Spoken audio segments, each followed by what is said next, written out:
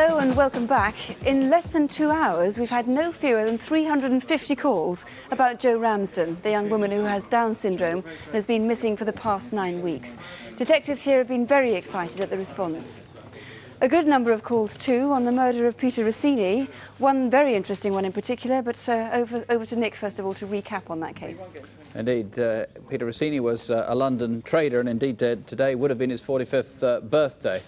The killing happened on a Sunday night 3 months ago, and detectives were hoping for some clues as to the motive and some witnesses to strange goings-on near Peter's house in Edmonton in North London.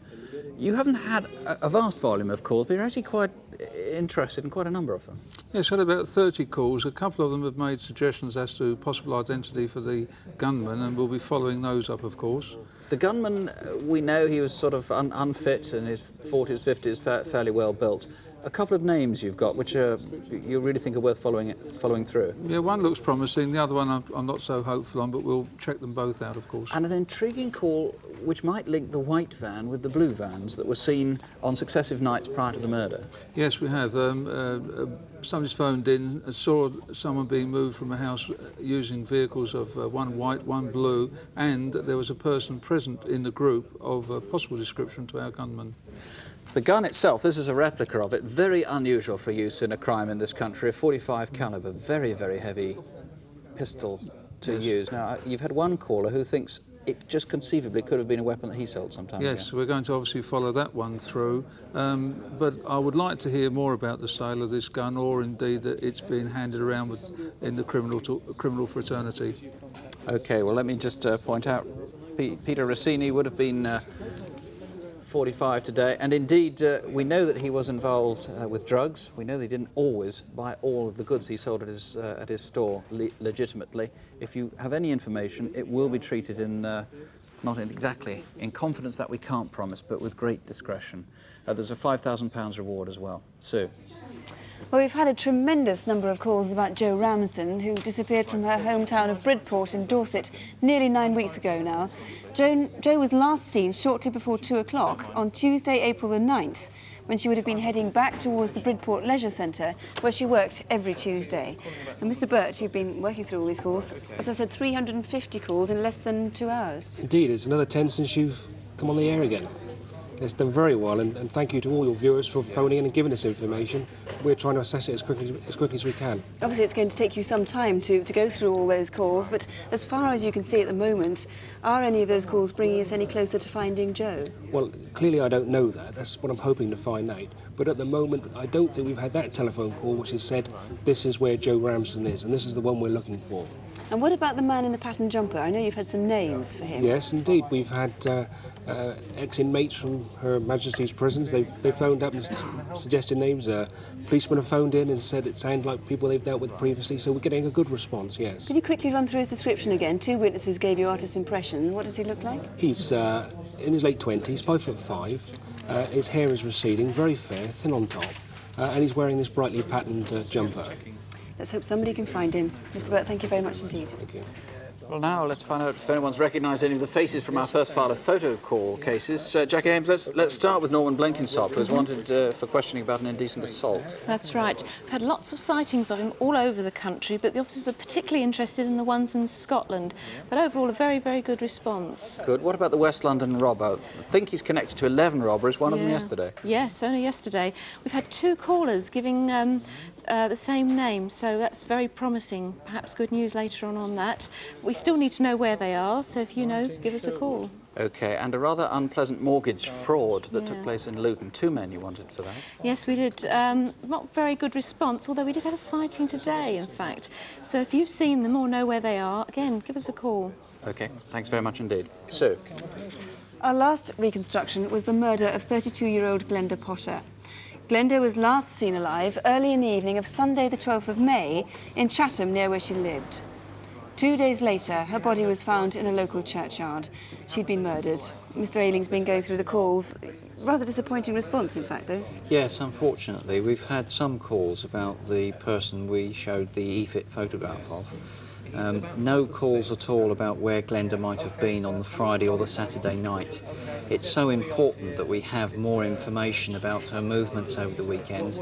I would say to your viewers, if you're thinking of calling, please don't leave it to somebody else. And you can promise complete discretion if anybody does ring, because obviously people are going to have worries about coming forward. Yes, indeed. We will handle all calls with great sensitivity.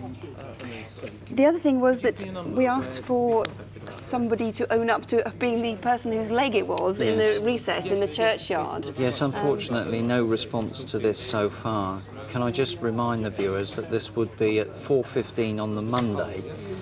Around the back of the church there was somebody there who was wearing a white sports sock with a coloured band, a white training shoe with a black pattern. Please, if that was you, come forward. We desperately need to be sure of our facts. Mr. Ayling, thank you very much indeed. Thank you. Now to our incident desk cases. David Hatcher, let's start with the gang of four who robbed a Group 4 security van in Weybridge in Surrey. Yes, I had a lot of calls on that one, Nick, over 20 calls altogether. First of all, we had a name offered to us for the guy who was described to us as having a weasel-like face, and there he is. Hopefully we'll be able to fit him to that. We've also had one name for the third man that we mentioned.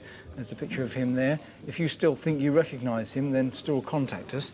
We also have had lots of suggestions about these blue overalls that we featured. 2 pairs were found in a van that was abandoned by the gang, and Spring Grove Services was the firm that was mentioned because of the label. Well, we've had a number of calls about where they might have come from, including suggestions about the serial numbers. And then also we've had a few calls about this spit gun, or it's called a Spitz gun. It's actually for stapling into concrete, and hopefully we might have some clue there. On the bottom of this gun there's a serial number, 38858. Hopefully someone might recognise that or know where they've lost one, and that might track us down. 38858. Very quickly, there was a series of rapes in Birkenhead which are thought to be linked. Only 4 calls there, a couple of new names that have been offered. They'll be followed up. And the indecent assault in Maidstone, the assault on 2 boys?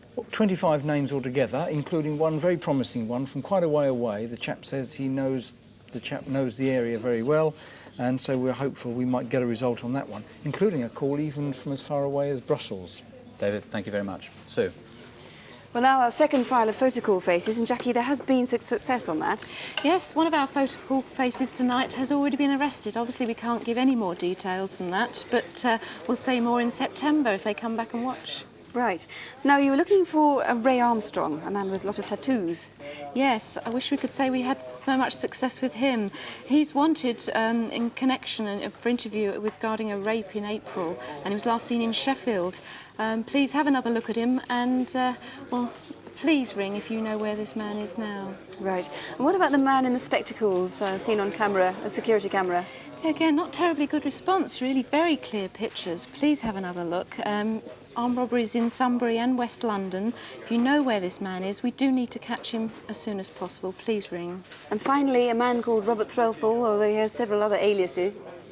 Yes, again wanted for cheque fraud, in fact. Not terribly good response again. I wish I could be more positive, but this man is, again, very distinctive red hair. If you know where he is, please ring us. Jackie, thank you. And that's about it for this evening, and indeed the present series. Our lines don't close till midnight. You've got half an hour left, still time to call if you haven't got through to us. Local police numbers will be on your screen in a moment. We'll be back after our summer break on September the 12th. Meanwhile, please don't have nightmares, do sleep well. Good night. Good night.